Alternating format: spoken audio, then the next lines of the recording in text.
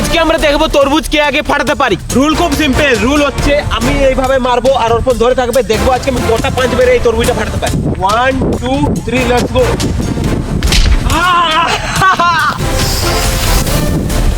আমি দেখো একটা পাঁচ মেরেছি আর এই দেখো ফাটল ধরে গেছে, আর একটা পাঁচ মারলেই মনে হচ্ছে ফেটে যাবে। তো চলো দেখা যাক।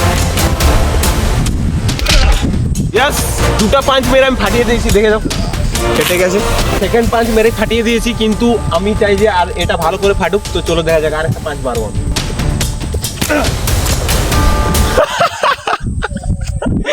আমি 3 নম্বর পাঁচ মেরে ভালোভাবে ফাটাতে পেরেছি। এখন অর্পণ দেখি কটা পাঁচ মেরে ফাটাতে পারে। তো চলো দেখা যাক।